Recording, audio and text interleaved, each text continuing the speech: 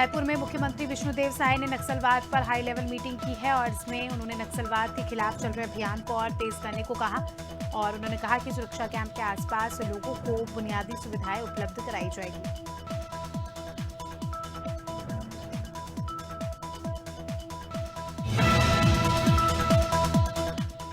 वाराणसी जिला कोर्ट ने बुधवार को ज्ञानव्यापी के व्यास तहखाने में पूजा करने की इजाजत दे दी है। इसके बाद हिंदू पक्ष में खुशी का माहौल है। वहीं मध्य प्रदेश के मुख्यमंत्री डॉक्टर मोहन यादव ने कहा, ज्ञानव्यापी मामले में जो फैसला आया है ये एक तरह से मील का पत्थर साबित होगा।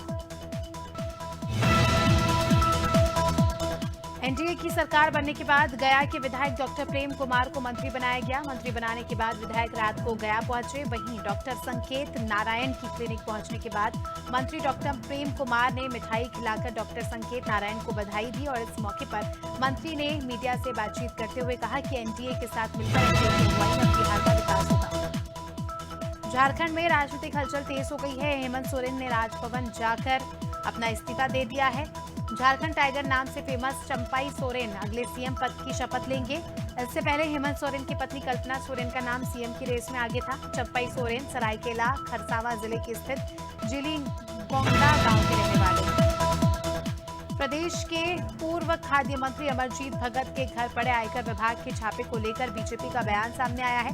बीजेपी का कहना है कि 500 करोड़ के चावल घोटाले का आरोप अब स्पष्ट होता नजर आ रहा है और ये कार्रवाई गरीबों के इंसाफ जैसी साबित होगी। बीजेपी प्रवक्ता नीलिशन ठेकुने ने पूर्व सीएम भूपेश बघेल पर भी निशाना साधा। हल्द्वानी में कांग्रेस ने चंडीगढ़ के मेयर चुनाव में धांधली का आरोप लगाते हुए बुद्ध पार्क में प्रदर्शन किया। इस दौरान कांग्रेसियों ने केंद्र सरकार के खिलाफ जमकर नारेबाजी की। कांग्रेस नेताओं का आरोप है कि बीजेपी के कारण देश में हिटलरशाही लागू हो गई है और सत्ताधारी पार्टी दूसरी पार्टी के लोगों को दबाकर अपने लोगों को पदों पर बैठा रही है। उत्तराखंड को पहली महिला मुख्य सचिव मिल गई है। सरकार ने वरिष्ठ आईएएस राधा रतोड़ी को प्रदेश का नया मुख्य सचिव बनाया है। राधा रतोड़ी ने 18वें मुख्य सचिव का पदभार ग्रहण किया है और जो है निवर्तमान मुख्य सचिव एसएस संधू का कार्यकाल 31 जनवरी को समाप्त हो गया है। कथित जमीन घोटाले मामले को लेकर ईडी ने हेमंत सोरेन को गिरफ्तार कर लिया है। अपनी गिरफ्तारी की आशंका के चलते ईडी की हिरासत में हेमंत सोरेन ने राजभवन पहुंचकर सीएम पद से अपना इस्तीफा दे दिया था। ये मामला रांची के बड़गाई अंचल के बतिरातू इलाके के 8.50 जमीनी मामले का है। कोतमा में लंबे समय से हत्या की गुत्थी उलझी हुई है और परिजनों ने अब एडीजी से न्याय की गुहार लगाई है। पूरा मामला भालूमाड़ा थाना क्षेत्र का है। यहां जून में युवक की हत्या कर दी गई थी, लेकिन हत्या का खुलासा अब तक नहीं हुआ है। परेशान परिजनों ने शहडोल जोन के एडीजी से गुहार लगाई है।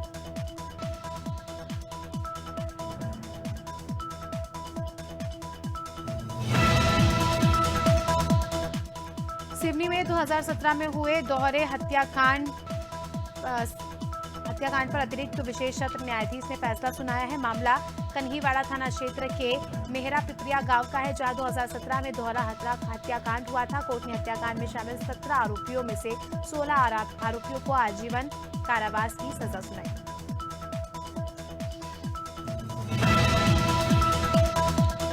गाजीपुर जिले में बदमाशों ने गोली मारकर एक वृद्ध व्यक्ति की हत्या कर दी। घटना बुधवार दोपहर नंदगंज थाना क्षेत्र के कुसुमही कला गांव के पास घटी। इस घटना से नाराज लोगों ने गाजीपुर वाराणसी मार्ग जाम कर दिया। सूचना मिलते ही स्थानीय थाना पुलिस समेत अन्य पुलिस अधिकारी मौके पर पहुंचे और जाम लगा रहे लोगों को समझाइश।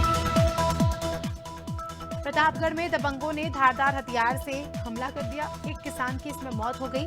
मामला अंतू थाना क्षेत्र के राजापुर रैनिया गांव का है। गांव के दबंगों ने बुजुर्ग के चेहरे पर टार्च जला दी थी, जिसको लेकर विवाद हुआ। फिर दबंगों ने बुजुर्ग को मौत के घाट उतार दिया।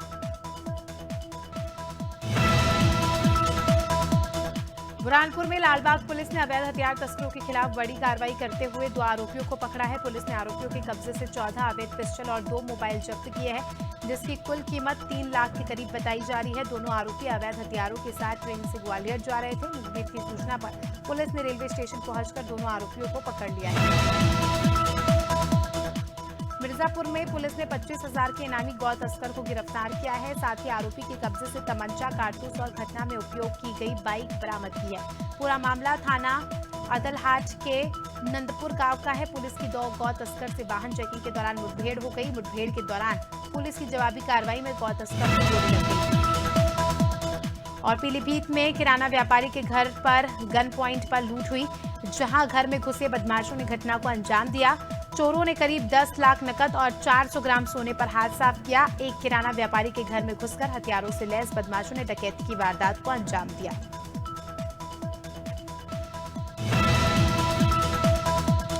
महासमुंद के कोमाखान थाना क्षेत्र में लगातार बढ़ रही चोरी की वारदात पुलिस के लिए सिरदर्द बन गई है। पिछले कुछ महीनों में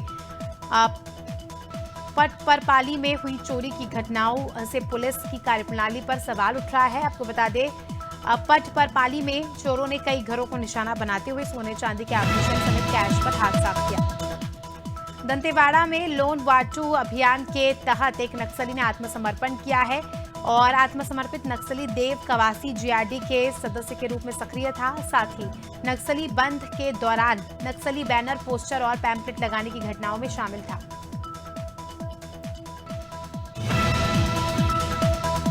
बस्तर में मंगलवार को हुए नक्सली मुठभेड़ में गंभीर रूप से घायल 8 जवानों का राजधानी रायपुर के अस्पताल में इलाज जारी है, जिनमें से 4 को बालाजी अस्पताल और 4 को नारायण अस्पताल में भेजा गया है।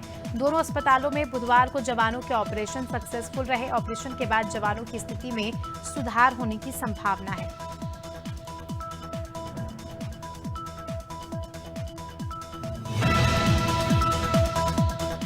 कानपुर में तेज रफ्तार कार और बाइक की टक्कर हो गई। हादसे में बाइक सवार 3 लोग घायल हो गए। स्थानीय लोगों ने तीनों घायलों को सीएससी घाटमपुर पहुंचाया, जहां डॉक्टरों ने एक को मृत घोषित कर दिया और दोनों घायलों का इलाज जारी है। घटना सजैती थाना क्षेत्र के अमौली गांव की। वहीं सूचना मिलते ही पुलिस ने मौके पर पहुंचकर युवक के शव को कब्जे में लिया।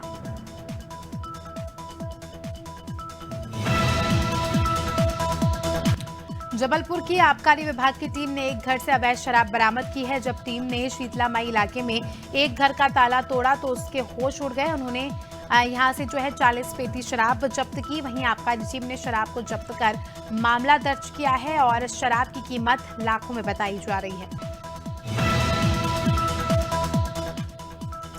और अगली खबर औरैया से, जहां पुलिस ने गैंगस्टर अभय अग्निहोत्री की चल अचल संपत्ति को जब्त कर लिया है। जब्त की गई संपत्ति की कीमत 4,53,56,112 रुपए बताई जा रही है।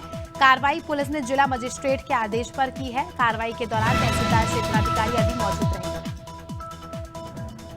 महासमुंद जिले के लोहारडीह में वन विभाग की भूमि पर कब्जे का मामला सामने आया है, जहां वन भूमि पर कब्जा कर रहे ग्रामीणों को वन विकास निगम आरंग ने कार्रवाई करते हुए गिरफ्तार कर लिया है। वहीं ग्रामीण महिलाओं का कहना है कि वन विकास निगम की जमीन पर शहडोल संभाग में यूजीसी ने बड़ी कार्रवाई की है और संभाग के पंडित शंभुनाथ शुक्ल यूनिवर्सिटी समेत मध्य प्रदेश के 18 विश्वविद्यालय को डिफॉल्टर घोषित किया है। सभी यूनिवर्सिटी की शिकायत मिलने पर जांच की गई थी और जांच में यूनिवर्सिटी को दोषी पाया गया है।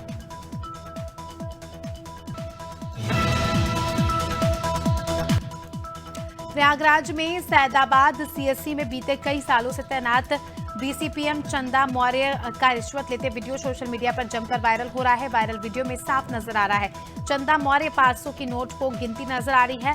सैदाबाद बीसीपीएम चंदा मौर्य का रिश्वत लेते वीडियो वायरल होने के बाद भी कोई कार्रवाई नहीं हुई। बाराबंकी में सरकारी नियमों की धज्जियां खुलेआम उड़ाई जा रही है। सरकारी महकमा सबसे इसमें आगे है, जहां एक तरफ ट्रैफिक नियमों को ना मानने वाले लोगों को ट्रैफिक नियमों के प्रति जागरूक किया जाता है, तो वहीं नगर पालिका नवाबगंज में इस्तेमाल किए जा रहे वाहनों की हालत सब कुछ बयां कर रही है। मिर्जापुर के अपना दल कमरावादी का जनसंवाद पखवाड़ा 11वें दिन की लालगंज ब्लॉक में लहंगपुर गांव में पहुंचा। जनसंवाद के दौरान पार्टी की विधायक पल्लवी पटेल ने कहा कि भारतीय समाज में भगवान राम के लिए आस्था क्या कम थी। आस्था कल भी थी और आज भी है और आने वाले समय में भी रहेगी। रुड़की के झबरेड़ा में बाबा भीमराव अंबेडकर की प्रतिमा लगाने की मांग तेज हो गई है। इसको लेकर क्षेत्र के युवाओं ने मुख्यमंत्री के नाम बीजेपी प्रदेश उपाध्यक्ष देशराज कर्णवाल को ज्ञापन सौंपा। इसके साथ ही अस्पताल के लिए बजट पास होने पर मुख्यमंत्री और पूर्व विधायक का आभार जताया। पूर्व विधायक देशराज कर्णवाल ने जयपुर जिले के कांसाबेल में 10 फरवरी को प्रदेश स्तरीय स्कूल सफाई कर्मचारी सम्मेलन का आयोजन किया जाएगा। बैठक में सम्मेलन का प्रारूप तैयार किया गया है। कर्मचारी संघ के सदस्यों ने बताया, सम्मेलन में सीएम विष्णुदेव साय और शिक्षा मंत्री ब्रजमोहन अग्रवाल शामिल होंगे।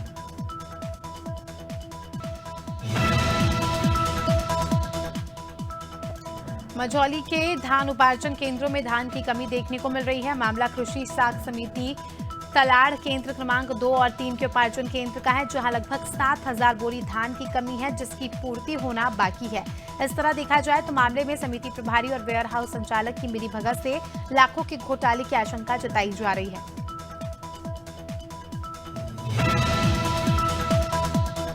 पीलीभीत के बिसलपुर में बीआरसी ट्रेनिंग के दौरान घटिया खाना देने पर आंगनबाड़ी कार्यकर्ताओं ने हंगामा खड़ा कर दिया। कार्यकर्ताओं का आरोप है कि जब से प्रशिक्षण चल रहा है उसी दिन से ही खाने की क्वालिटी खराब हो रही है।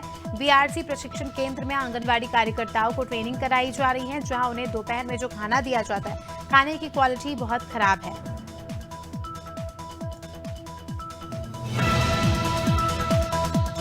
जहां पूरे देश में श्री राम मंदिर प्राण प्रतिष्ठा के बाद हर्षोल्लास का माहौल देखने को मिल रहा है, वहीं हरिद्वार में राम मंदिर के चौथे वार्षिक उत्सव पर श्री राम की गूंज सुनाई दी।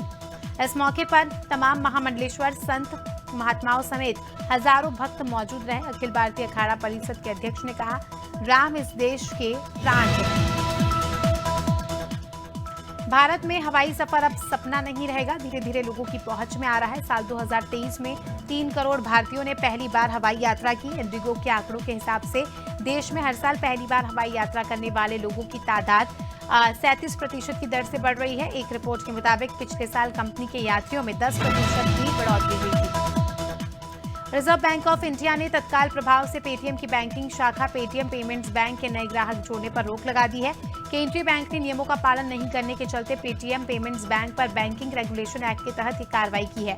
इसके साथ ही आरबीआई ने कंपनी को यह आदेश भी दिया है कि 29 फरवरी के बाद मौजूदा ग्राहकों के भी अकाउंट में ऐड करने पर रोक लगा दी। भारत शेयर बाजार आज फ्लैट ओपन हुआ। सेंसेक्स 28 अंक की गिरावट के साथ 71,723 के स्तर पर कारोबार कर रहा है। निफ्टी में 11 अंक की तेजी है, ये 21,737 के स्तर पर कारोबार कर रहा है। सेंसेक्स के 30 शेयरों में 13 में तेजी और 17 में गिरावट देखने को मिल रही है। और टाटा मोटर्स ने आज से अपने पैसेंजर व्हीकल सेगमेंट की कारों की कीमत बढ़ा दी है। इसमें इलेक्ट्रिक व्हीकल्स भी शामिल है। सभी व्हीकल्स की एवरेज कीमत में 0.7% तक की बढ़ोतरी की गई है।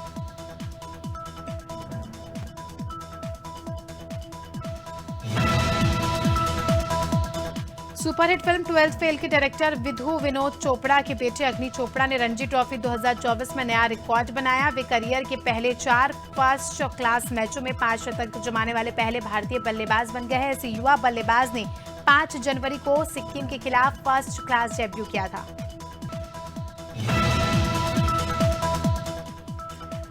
और अगली खबर भी खेल से जुड़ी, जहां इंग्लैंड के left arm spinner Jack Leach Bharat के खिलाफ दूसरे टेस्ट से बाहर हो गए हैं। इंग्लिश कप्तान बेन स्टोक्स ने बुधवार को इसकी पुष्टि की है। उन्होंने कहा कि हो सकता है कि जैक दूसरे टेस्ट के लिए उपलब्ध ना हो।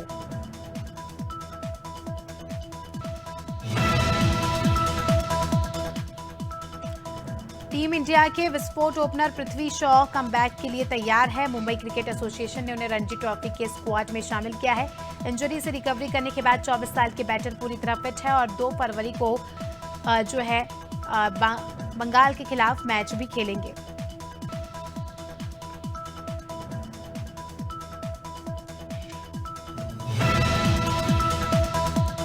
इंग्लैंड के खिलाफ दूसरे टेस्ट में टीम इंडिया नए प्लेइंग 11 के साथ उतरेगी। टीम के बैटर केएल राहुल और left arm spinner allrounder Ravindra Jadeja चोट की वजह से दूसरे मैच से बाहर हो गए हैं। मैच में सरफराज खान या रजत पाटीदार को मौका दिया जा सकता है और ऐसा भी हो सकता है कि दोनों को डेब्यू का मौका मिल जाए।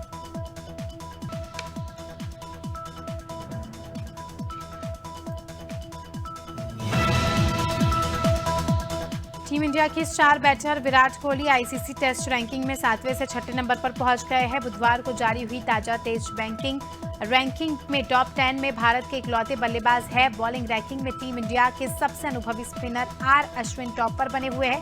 वहीं भारत के खिलाफ इंग्लैंड को पहले टेस्ट में जीत दिलाने वाले ऑली टॉप को 20वां स्थान प्राप्त हुआ है। उदयपुर के होटल ताज अरावली में बॉलीवुड के ही मैन धर्मेंद्र की दोहिती की बुधवार को पंजाबी रीति रिवाज के साथ शादी हुई और दुल्हा दुल्हन ने गुरु ग्रंथ साहिब के फेरे लिए। इस दौरान देओल फैमिली और रिश्तेदार सिर पर पिंक कलर का साफा पहने नजर आए। फरवरी में ओटीटी पर थ्रिलर से लेकर कॉमेडी और सस्पेंस हर तरह की फिल्में रिलीज हो सकती है और इनमें भूमि पेडनेकर की फिल्म भक्षक, सुष्मिता सेन की आर्या 3 और निदेशक सुदीप्तो सेन की द केरल स्टोरी जैसे कई प्रोजेक्ट शामिल हैं।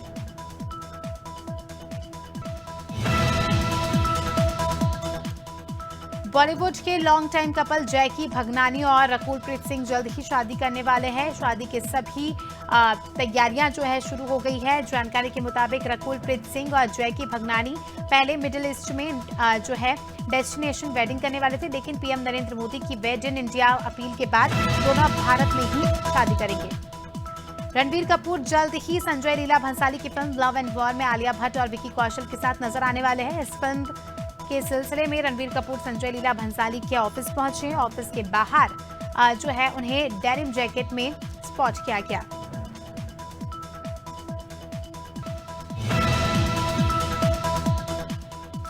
और रश्मिका मंदाना ने एक इंटरव्यू के दौरान रणबीर कपूर और सिद्धार्थ मल्होत्रा के बारे में कुछ बातें शेयर की।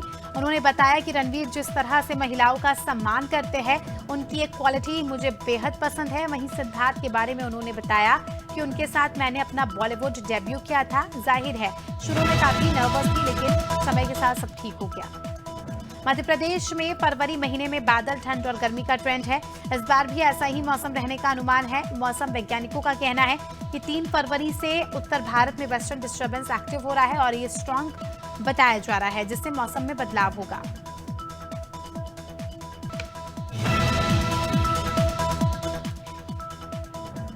छत्तीसगढ़ के कई जिलों में गुरुवार को बादल छाए रहेंगे। उत्तर भारत में वेस्टर्न डिस्टर्बेंस एक्टिव होने के कारण इसका असर देखने को मिलेगा। सरगुजा और बस्तर संभाग के कुछ जिलों में हल्की बारिश होने की भी जो है संभावना है। मौसम विभाग के मुताबिक अगले 3 दिनों तक अधिकतम और न्यूनतम तापमान में जो है बदलाव होगा। राजस्थान के गंगानगर में सुबह हल्की बारिश हुई। अलवर, दौसा के आज सुबह हल्की बादल रहे और इसके साथ ही जयपुर, गंगानगर, सीकर, चूरू समेत कई शहरों में सुबह कोहरा भी रहा।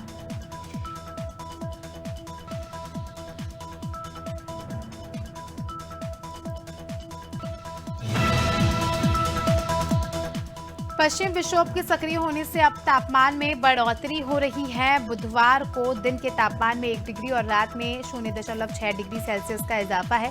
दिन का तापमान 30.1 डिग्री और रात का 12.0 डिग्री सेल्सियस रहा। मौसम प्रेक्षण केंद्र में वैज्ञानिकों के मुताबिक उत्तर पश्चिम भारत में पश्चिम विक्षोभ सक्रिय होने से हवाओं की दिशा दक्षिणी होने के कारण तापमान में गर्माहट देखने को मिली।